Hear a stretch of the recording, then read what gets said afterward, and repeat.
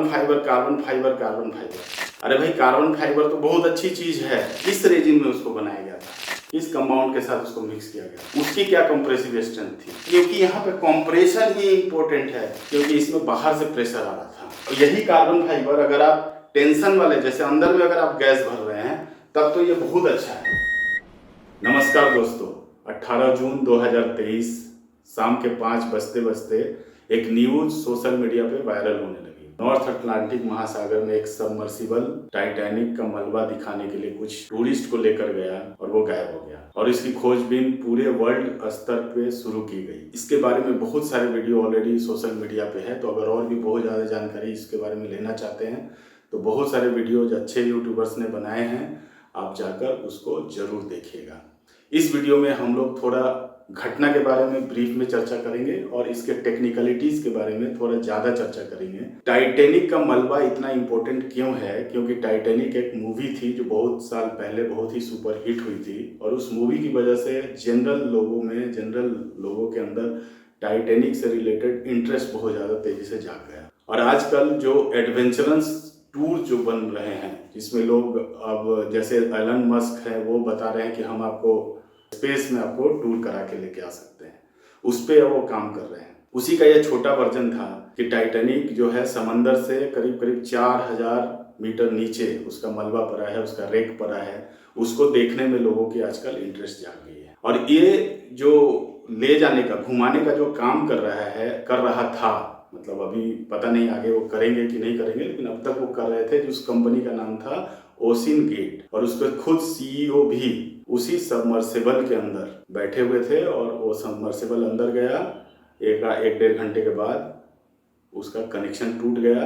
तो मैं थोड़ा सा आपको बताऊंगा कि सबमर्सिबल क्या होता है। सबसे पहले मैं टाइटैनिक का थोड़ा सा हिस्ट्री आपको बताता हूँ। टाइटैनिक को बहुत ही एडवांस टेक्नोलॉजी से बनाया गया था। उस समय तक जितने भी एडवांस टेक्नोलॉजी उपलब्ध थी, सब कुछ उसमें डाल दिया गया था, और बोला जा रहा था कि टाइटैनिक अभी सिंक नहीं हो सकता। तो टाइटैनिक जो है 10 अप्रैल यानी 10 अप्रैल 1912 में 1912 को एक ब्रिटेन में एक सिटी है साउथहैम्पटन करके, टाइटैनिक को जाना था साउथहैम्पटन।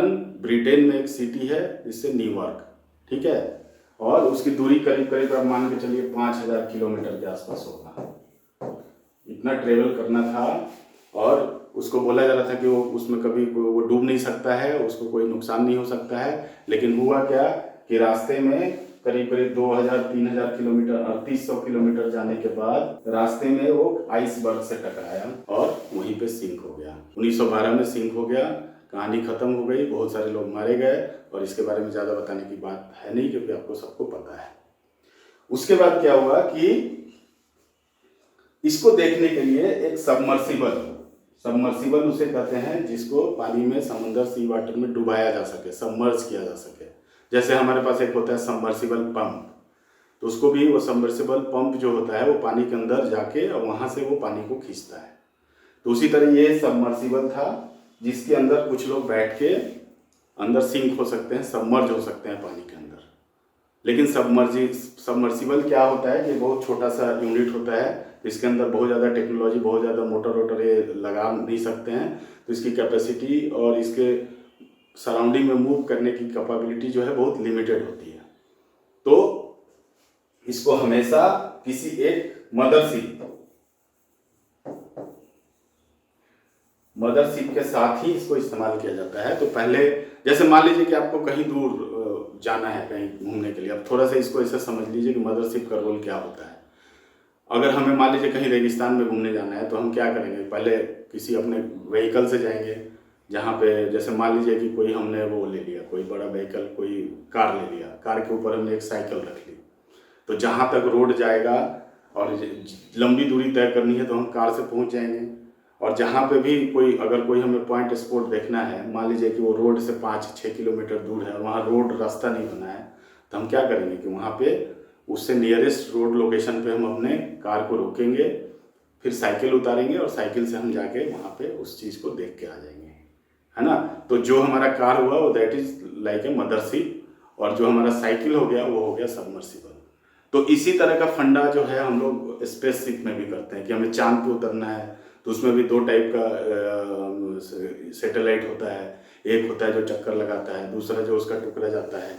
तो उसी टाइप का कॉन्सेप्ट है, मैं उस पर ज़्यादा नहीं जाना चाहता हूँ। तो इस मदरशिप का नाम है प्रिंस। ये मदरशिप वहाँ पे है और ये सबमर्सिबल का कनेक्शन इसी से है। सबमर्सिबल को लाद के वहाँ ले जाया गया, वहाँ से उसको सिंक कर दिया गया और उसके बीच कुछ कनेक्शन है जो कि कम्युनिकेशन हो रहा है। कम्युनिकेशन कुछ घंटों बाद टूट जाता है और स्पेसशिप गायब हो जाती है। बाद में पता चलता है कि स्पेसशिप जो हमारा सबमर्सिबल है वो इम्प्लोड कर गया। एक्सप्लोड नहीं किया, इम्प्लोड किया। एक्सप्लोड बाहर की तरफ होता है, इम्प्लोड अंदर की तरफ होता है। तो इस पे भी हम थोड़ा और चर्चा करेंगे। नेक्स्ट स्लाइड पे चलते हैं। यही है, देखिए यही मलबा देखने के लिए लोग गए थे। आई डोंट नो कि ये रियल इमेज है या ये कोई फेक इमेज है या कोई आर्टिस्टिक इमेज है, इंटरनेट से मिला है। तो अगर ये रियल है तो यही मलबा को देखने के लिए लोग अंदर उतर रहे हैं, उतरते हैं। पहले जब मूवी बनाई गई थी उस समय भी जो इसके डायरेक्टर थे इसको देखने के लिए गए थे, लेकिन वो कन्वेंशनल सबमर्सिबल में गए थे, सबमरीन में बैठ के गए थे। ये जो था सबमर्सिबल था और वो कार्बन फाइबर का बना हुआ था। शायद यही कारण है कि वो गायब हो गया और वो इम्प्लोड हो गया। तो ये मलबा था। अब इसमें गए कौन कौन से लोग थे? चलिए, जितने भी 4 लोग जो आपको दिख रहे हैं तो ये लोग अपनी ज़िंदगी के काफ़ी साल तो गुजार चुके थे। सबसे ज़्यादा दुखद ये है कि एक 19 साल का लड़का भी इस सबमर्सिबल पे सवार था और ये बहुत ही दुखद ये है। और ये जो है शहजादा दाऊद का बेटा है जिसकी उम्र है 19 साल और ये मना भी कर रहा था कि मुझे नहीं जाना पापा, मुझे डर लग रहा है, लेकिन इसको शायद पापा का मन रखने के लिए ये भी साथ में चला गया तो इसकी भी डेथ हो गई। ये जो है स्टंटन रस हैं जो कि ओसिन गेट जो इस पूरे टूर को ऑर्गेनाइज कर रहा था उसके सीईओ हैं, सीईओ थे। तो ये भी थे उसी में सवार, ये दोनों थे। उसके बाद 2 लोग और थे, पॉल हेनरी और हैमिस हार्डी। तो ये तो जो थे कि एज ए गाइड ये पहले बहुत बार जा चुके हैं, 35 ड्राइव इन्होंने ऑलरेडी टाइटैनिक रेक का लगा चुके थे। तो ये गए थे, ये बाकी लोगों को बताने के लिए एज ए गाइड समझ लीजिए, इनका इंटरेस्ट ये था। और ये थे ब्रिटिश बिजनेसमैन। और ये 2 लोग जो बाप बेटा हैं ये पाकिस्तान से रिलेशन रखते हैं, थे तो आई थिंक ब्रिटेन के इनका सिटीजन होगा, ब्रिटिश और पाकिस्तानी, तो इनका रूट होगा पाकिस्तान से। तो ये 2 बाप बेटे थे और बाकी के ये 3 लोग और थे। तो टोटल जो है 5 लोग जो है इसमें सवार थे जिनका इंटरेस्ट था ये रेक देखने का और इनके साथ ये दुर्घटना घट गई है। अब देखिए थोड़ा सा हम सबमर्सिबल पे हम लोग बात कर लेते हैं। तो सबमर्सिबल में चूंकि ये बहुत ही बेसिक टाइप का सबमर्सिबल था, इसके अंदर बहुत ज़्यादा टेक्नोलॉजी थी नहीं, 4-5 आदमी अंदर बैठे, छोटा सा सेल था जिसकी साइजिंग अगर देखें तो 6.7 मीटर ये लंबा था और इसकी डायमीटर जो थी 2.4 मीटर डायमीटर थी इसकी। ठीक है, इसमें जो अंदर बैठने वाला जो है जगह वो सिर्फ इतना ही है। इसके बाहर जो है इसका तेल जो है कुछ अदर पर्पस, नेविगेशन पर्पस से लगाए गए थे या इसके और भी कुछ टेक्निकल कारण होंगे। इस पूरे सबमरीन का जो सबमर्सिबल का वेट जो है 10,432 केजी था, यानी 10.5 टन मान के चलिए। 6.7 लेंथ है, 2.5 मीटर इसकी हाइट है या डायमीटर है। स्पीड जो चल सकता था 5.6 किलोमीटर पर आवर। फेलियर क्यों हुआ? देखिए इसका थोड़ा बनावट पर चर्चा करते हैं। इसमें 2 पार्ट थे। एक तो ये था कि इसमें हल था, प्रेशर हल जिसको कहते हैं, जिसमें एक सर्कुलर सिलेंडर है मान लीजिए, और इस पे दोनों तरफ से ये कैप लगा हुआ है। एक तरफ से ये कैप है और पीछे से ये कैप लगा हुआ है और बीच में एक सिलेंडर है ना। जैसे ये सिलेंडर है, इसके इधर से कैप लगा दिया, इधर से कैप लगा दिया। जो इसके कैप थे ये टाइटेनियम के बने हुए थे, तो ये बहुत ही स्ट्रॉन्ग मटेरियल के थे, तो इसमें कोई दिक्कत नहीं होनी चाहिए थी। और ये बना था कार्बन फाइबर का और ये भी टाइटेनियम का था, और बाकी ये इधर और किसी मटेरियल का होगा जिस पे इतना प्रेशर नहीं होगा, तो ये बर्स्ट नहीं किया है, इसी में आपका इंप्लोजन हुआ है। तो ये इसका पूरा स्ट्रक्चर था। यही सबमर्सिबल था जो कि नीचे गया। इसमें कुछ इलेक्ट्रिकल थ्रस्ट भी लगे हुए थे, थ्रोटल बोलते हैं, जो इसको कहीं नेविगेट करना है आगे पीछे जाने के लिए, तो इलेक्ट्रिकली ऑपरेटेड मोटर कह सकते हैं। 2-3 इसमें लगे हुए थे, तो 2 साइड में और एक ऊपर। अब देखिए वो कितना नीचे जाना था, उसको जाना था 4000 मीटर नीचे, 4000 मीटर।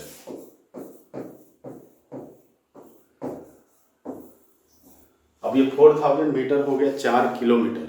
अगर आप में से बहुत सारे लोग जो टेक्निकल लोग हैं, जिन्होंने थोड़ी बहुत फिजिक्स वगैरह पढ़ी होगी, तो उनको पता है कि जब हम पानी के अंदर जाते हैं, अगर पानी का लेयर है, अगर हम इसके नीचे एच हाइट जाते हैं तो गामा एच इसमें जो है प्रेशर लगता है। तो जैसे जैसे हम नीचे बढ़ते जाएंगे एच बढ़ता जाएगा और प्रेशर बढ़ता जाएगा। प्रेशर क्या होता है कि किसी भी पॉइंट को अगर हम लेंगे तो पानी उस पर चारों तरफ से माने ऑल अराउंड फोर्स लगाता है और सब तरफ से उसको उस पॉइंट पे फोर्स लगेगा। और होता क्या है कि चारों तरफ से फोर्स एक ही पॉइंट पे लगने की वजह से नेट फोर्स उसका 0 हो जाता है और अल्टीमेटली कोई उसमें मोशन नहीं होता, बट उस पर प्रेशर होता है। तो जब हमने पानी के अंदर इसको हमारा सबमर्सिबल गया, तो मान लीजिए ये सबमर्सिबल है, तो इस पे इधर से ऐसे करके सारा फोर्स प्रेशर लग रहा है, पानी इसके अंदर लगा रहा है। कितना लगा रहा है? 4000 गुना डी, सॉरी ये डी हो गया, गुना गामा, इसका डेंसिटी होता है 10.3। समंदर सी के वाटर का, पानी का नॉर्मल पानी का डेंसिटी 10 होता है, सलाइन वाटर या सी वाटर का 10.3 हो जाता है, क्योंकि उसमें नमक मिला होता है, तो वो थोड़ी सी डेंसिटी पानी से उसकी ज़्यादा होती है। तो ज़्यादा पानी होने के कारण फोर्स भी पानी से ज़्यादा लगाता है। एक हम कंपेरिजन अगर करें, हमने छोटा सा कैलकुलेशन किया था कि अगर आदमी जब खड़ा रहता है तो फीट के जस्ट नीचे जो प्रेशर लगता है वो प्रेशर है 3500 kg पर मीटर स्क्वायर का, जिसको अगर एटमॉस्फेरिक प्रेशर में मेजर करें तो 0.35 ATM होता है। उसी तरह अगर एलिफेंट लेग के नीचे 43,000 kg पर मीटर स्क्वायर का प्रेशर आता है। ये प्रेशर इतना ज़्यादा क्यों है? क्योंकि हाथी का वजन बहुत ज़्यादा है, करीब 5 टन होता है, और उसका जो लेग होते हैं 4 लेग, उसका एरिया काफ़ी कम हो जाता है। इसलिए अगर आप कैलकुलेट करेंगे तो इसकी जो ये ज़्यादा होती है, ये भी बदलेगा ना। आई थिंक ये डाटा गलत है, इसको वेरीफाई कर लीजिएगा। उसी तरह अगर कार टायर के नीचे अगर हम लोग देखेंगे तो ये होगा 22,750 kg पर मीटर स्क्वायर, ये भी काफ़ी ज़्यादा है। और अगर एटीएम में देखें तो 2.275 ATM। तो कार जो है उसके नीचे इतना प्रेशर होता है, और बिल्डिंग फाउंडेशन के नीचे होता है 50,000 kg पर मीटर स्क्वायर। तो अगर एक पूरी बिल्डिंग है उसके नीचे इतना प्रेशर है, और ये जहाँ गया था वहाँ पे कितना प्रेशर था? गाय दाएं से 10,000, 10,000, lakh, 10 lakh, 41,20,000 kg। Building foundation 50,000 kg। इसके पास जहाँ 4,000 नीचे जाएंगे 41 लाख। अब देखिए इसके डिजाइन का क्या चैलेंज है? इसके डिजाइन का चैलेंज यही है, ये सेल है, डिजाइन चैलेंज समझिए। इसके अंदर कुछ लोगों को बैठाना है ना, बैठ के कुछ लोग जाएंगे, एक लोग जिंदा इतने 40 लाख जो केजी पर मीटर स्क्वायर प्रेशर तो कोई इंसान तो झेल ही नहीं सकता, तुरंत ही कोलैप्स हो जाएगा। तो सेल जो है, सेल का डिजाइन चैलेंज क्या है कि अंदर का जो प्रेशर जो है वो अंदर का प्रेशर लगभग 1 ATM ही रहे, है ना, 1 ATM ही रहे, क्योंकि आदमी को जिंदा रखना है, आदमी उसमें बैठा है तो उनका प्रेशर जो है 1 ATM ही होना चाहिए। अगर ATM में हम देखना चाहें तो कितना ATM है? 412 ATM।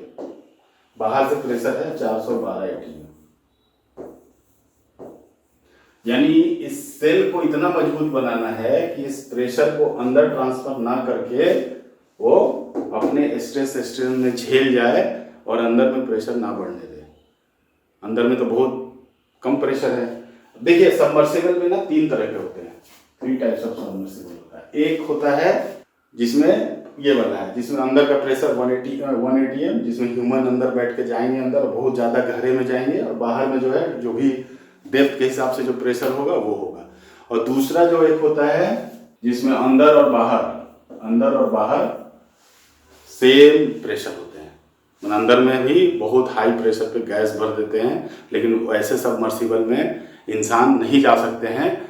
तो अगर इंसान अगर उसमें गैस भर के जाएंगे तो इंसान तो जा नहीं सकते, तो किसी और पर्पस के लिए अगर कोई इक्विपमेंट भेजना है या कुछ ऐसा चीज़ भेजना है अंदर जो कि उतना प्रेशर बर्दाश्त कर सके, तो उसके लिए ये वाला सबमर्सिबल यूज कर सकते हैं।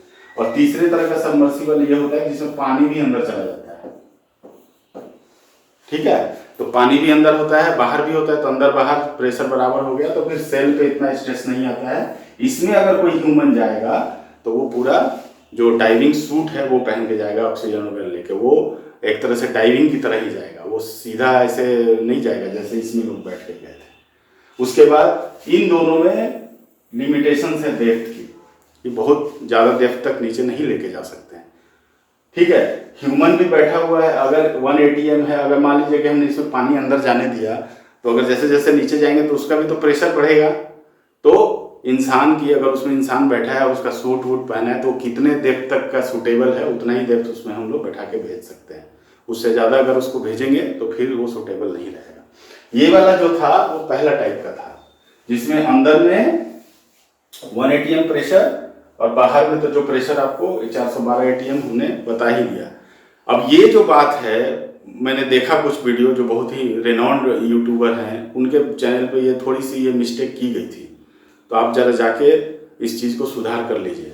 ये अंदर में सिंस ह्यूमन बॉडी है, तो इसमें हम हाई प्रेशर में, उन्होंने बताया था कि बहुत हाई प्रेशर में गैस होता है और ये बैलेंस होता है, वो कुछ चीज़ें बताई थी, तो शायद ये वो चीज़ें ठीक नहीं थी। अंदर में 1 ATM प्रेशर होगा, बाहर में 412, और जो भी ये बीच का जो गैप है उसको झेलने के लिए शेल है। सेल के अंदर जो स्ट्रेसेस डेवलप होंगे वो उसको बर्दाश्त कर पाए, इस हिसाब से उसको डिजाइन करनी चाहिए थी। लेकिन जो सबमर्सिबल था, चूंकि इस पर बहुत ज़्यादा प्रेशर पड़ रहा था, तो ये अपने जो इसका मंजिल था उस पर पहुँचने के 400-500 मीटर पहले ही इसका ब्लास्ट हो गया या इम्प्लोड हो गया। शायद इसका कोई जानकारी हमारे पास है नहीं पूरी, किसी के पास भी नहीं, इन्वेस्टिगेशन चल रहे हैं, लेकिन सिंस वहाँ बहुत ज़्यादा प्रेशर था तो ये अनुमान लगाया जा रहा है कि वो इम्प्लोड हो गया होगा, और इम्प्लोजन में सिर्फ 20 मिलीसेकंड लगे, ऐसा न्यूज आ रहा है कि 20 मिलीसेकंड के अंदर ही इम्प्लोड हुआ और सारे लोग इतना जल्दी पेनलेस मौत से, पेनलेस डेथ उनको मिल गई। तो ये घटना हुई थी। और ये घटना क्यों हुई? देखिए, सबमर्सिबल अंदर पहले भी गए हैं और टाइटैनिक के मलरेक देखने के लिए पहले भी लोग जा चुके हैं, लेकिन वो लोग स्टील से बने हुए सबमरीन में या सबमर्सिबल में गए हैं। देखिए, एक सबमरीन टर्म होता है, एक सबमर्सिबल होता है। सबमर्सिबल आजकल बहुत फेमस हो रहा है क्योंकि पहले इतना ज़्यादा यूज में नहीं आता था। सबमरीन सभी जानते हैं। तो सबमरीन जो होता है उसमें सारे इक्विपमेंट वगैरह सब कुछ होते हैं, वो सेल्फ ड्राइव करता है, बहुत दूर दूर तक जा सकता है, पानी के अंदर बहुत दूर देर तक रह सकता है, तो उसको सबमरीन कहते हैं।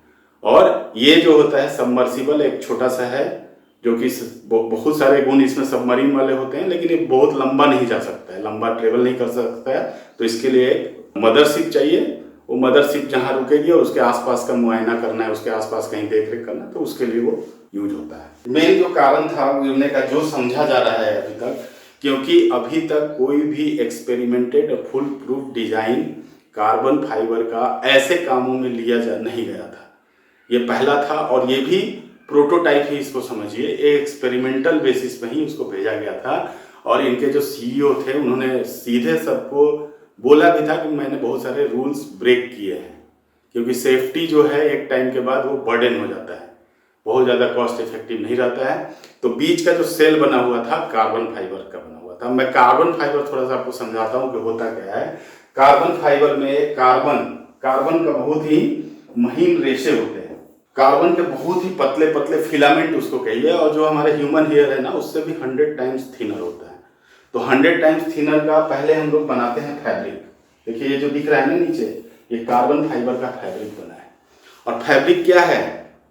वो लचीला होता है, जैसे कपड़ा है, ये नॉर्मल कपड़ा है। ये क्या है? इसको आप किसी भी शेप देना चाहें कोई, ये तो ले नहीं पाएगा, तो कपड़ा है सिंपल, लेकिन इसमें मजबूती हो सकती है। अगर मैं इसको खींचूंगा तो ये कुछ सस्टेन करेगा, लेकिन कार्बन फाइबर में बहुत ज़्यादा स्ट्रांग होता है, इवन स्टील से भी ज़्यादा स्ट्रांग होता है। तो इसको कुछ शेप देने के लिए, जैसे कंक्रीट होता है, कंक्रीट या बड़ी बड़ी बिल्डिंगें बनती हैं, तो उस कंक्रीट में होता है रेनफोर्समेंट। तो रेनफोर्समेंट का भी स्टील है। ऐसे तो आप ऐसे 1-8 फीट का पकड़ेंगे तो वो तो बहुत स्ट्रांग दिखेगा, लेकिन अगर 12 मीटर का स्टील रेनफोर्समेंट है तो उसको उठाइएगा तो टेढ़ा मेढ़ा लचीला हो जाएगा, तो किसी काम का होगा नहीं। लेकिन जब वो कंक्रीट के अंदर डलता है तब वो किसी भी शेप में ढाला जा सकता है, उसको बड़े बड़े बिल्डिंग, बुर्ज खलीफा की तरह बिल्डिंग बनाया जा सकता है उस रेनफोर्समेंट का यूज करके। उसी तरह कार्बन फाइबर को स्ट्रॉन्ग बनाने के लिए, उसको शेप देने के लिए हमें उसमें उसके अंदर तो मजबूती है, उसका इस्तेमाल हम कैसे करें? तो इस्तेमाल करते हैं इपॉक्सी रेजिन। ये इंडिकेटिव फिगर है, इस तरह का कुछ रेजिन का इस्तेमाल हुआ है। इसमें कौन सा रेजिन इस्तेमाल हुआ है वो मुझे नहीं पता, किसी को भी पता नहीं है, अभी पब्लिक डोमेन में आया नहीं है। बट जो कार्बन फाइबर बनाने का तरीका जो ये होता है, इपॉक्सी रेजिन होता है। रेजिन क्या है? एक तरह का केमिकल है, चिपचिपा केमिकल होता है, जो कि सेट होने के बाद काफ़ी अच्छा उसकी स्ट्रेंथ होती है और कॉम्प्रेसिव स्ट्रेंथ काफ़ी अच्छी होती है। बट नेचर में उसकी ब्रिटलनेस ज़्यादा होती है, वो थोड़ा ब्रिटल टाइप का होता है, लेकिन वो अकेले जो है उसकी कोई खास स्ट्रेंथ नहीं होती। अगर रेजिन को ही आप ऐसे सुखा दीजिएगा, जमा दीजिएगा तो उतना मजबूत नहीं होगा। लेकिन उसको क्या करते हैं कि कार्बन फाइबर पे उसको रेप कर देते हैं। जैसे आप ये कपड़ा लीजिए और सिर्फ एक एक्सपेरिमेंट करिए कि इस कपड़ा पे कोई भी ग्लू, जैसे फेविकोल है, Fevicol is just like a resin, epoxy resin है, उसको आप लगा दीजिए। आप लगा के उसको जब सुखाएंगे ना तो कपड़े में एक स्टिफनेस आ जाएगी, वो उसको आप उठा सकते हैं, कोई शेप दे सकते हैं कि एक बाउल ले लीजिए, बाउल के ऊपर एक कपड़ा रख दीजिए, कपड़े के ऊपर रखने के बाद बाउल के अंदर और बाहर कपड़े के ऊपर फेविकोल बढ़िया से उसमें लगा दीजिए, जैसे ये लगा रहे हैं, और उसको सुखा दीजिए। तो जब वो सूख जाएगा तो वो बाउल का शेप ले लेगा, है ना। अब वो थोड़ी उसकी कम स्ट्रेंथ होगी, उसको और स्ट्रॉन्गर बनाना है, क्या करना है? फिर एक बार फेविकोल लगाइए, फिर दूसरा कपड़ा लगाइए, फिर उसको सुखाइए। तो इस तरह से आप 3-4 लेयर करेंगे तो काफ़ी मजबूत आपको एक स्ट्रक्चर मिलेगा, है ना।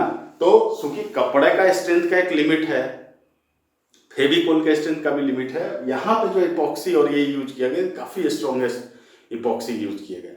तो इपॉक्सी और साथ में रेजिन जो कार्बन फाइबर से बना के वो सेल बनाया गया था। लेकिन अभी सिंस ये काम क्या है, ये काम जो है दो चीज़ों को मिल के बना हुआ काम है, तो इसमें कहीं ना कहीं वर्कमैनशिप कहीं भी फॉल्ट आ सकता है।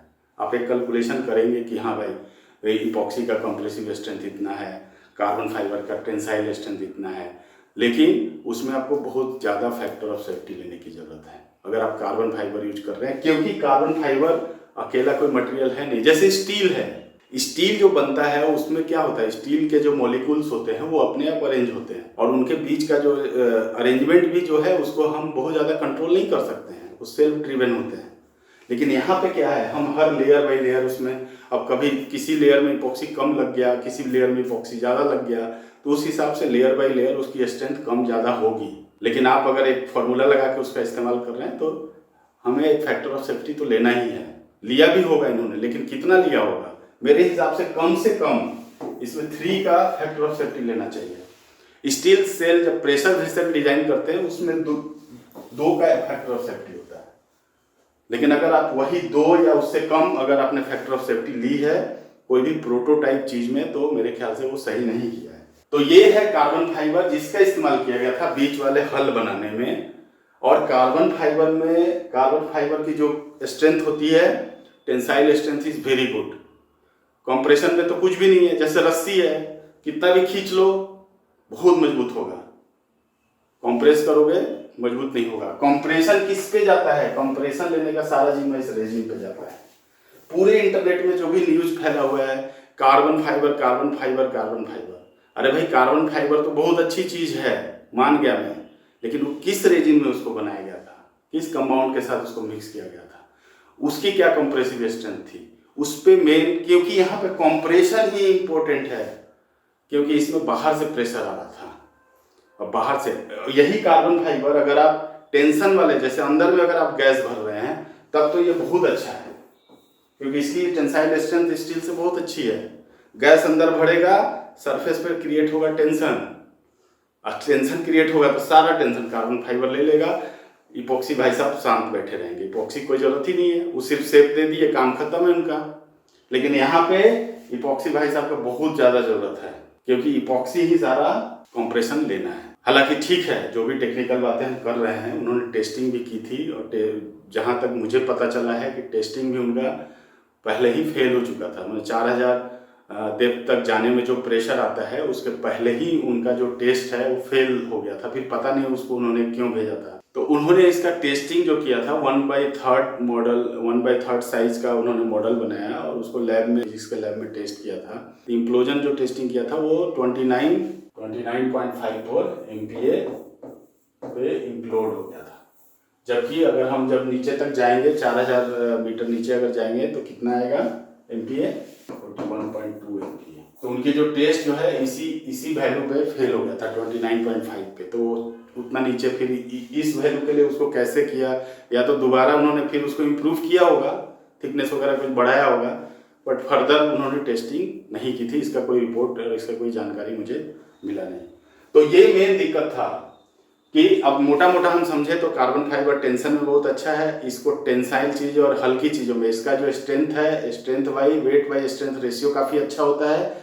तो ऐसे जगह जहाँ पर वेट मेन ज़्यादा कंस्टेंट है वहाँ यूज करना चाहिए या किया जाता है। जैसे कि एविएशन में हवाई जहाज के बहुत सारे पार्ट कार्बन फाइबर से बनाए जाते हैं, क्योंकि वो हवा में उड़ता है और उसका चैलेंज है कि हम उसका वेट को कितना कम से कम रख सकें। यहाँ पे जो प्रेशर जो है बाहर से जनरेट हो रहा था।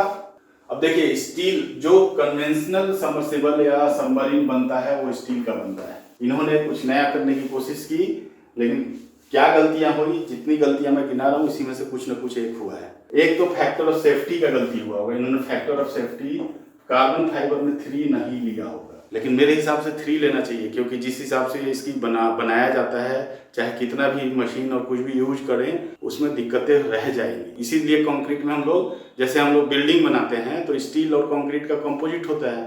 तो कंक्रीट सिंस ये मिक्सचर होता है 2-3 मटेरियल्स का, एग्रीगेट का, सैंड का, सीमेंट का, तो उसमें फैक्टर ऑफ सेफ्टी ज़्यादा लेते हैं और स्टील में कम लेते हैं, क्योंकि उसके जो मोलिकुलर स्ट्रक्चर है उस पर हमें ज़्यादा भरोसा है। कंक्रीट पे कम है, क्योंकि कंक्रीट का मिक्सिंग हर जगह अलग अलग सिचुएशन में होता है, अलग अलग लोगों के द्वारा किया जाता है, उसका कोई बहुत ज़्यादा वेल मेंटेन कंडीशंस डिफाइंड नहीं होता है। लेकिन स्टील जो है वो हमेशा किसी अच्छे वेल प्लांट में बनता है, जिसकी अच्छी निगरानी होती है, अच्छी सुपरविजन होती है, और उसके मोलिकुलर अरेंजमेंट भी वो पहले से केमिस्ट्री के हिसाब से डिफाइंड होते हैं। तो वीडियो खत्म करने से पहले थोड़ी सी आपकी और टेक्निकल जानकारी अगर आप इंटरेस्टेड हैं तो बढ़ाने की कोशिश करते हैं। देखिए वेट के हिसाब से जो स्टील होता है बहुत ज़्यादा भारी होता है, 5 टाइम्स लाइटर होता है कार्बन फाइबर। तो ये इसकी खूबी है कि लाइटर चीज़ों में हवाई जहाज में इस्तेमाल किया जा सकता है, जाना चाहिए।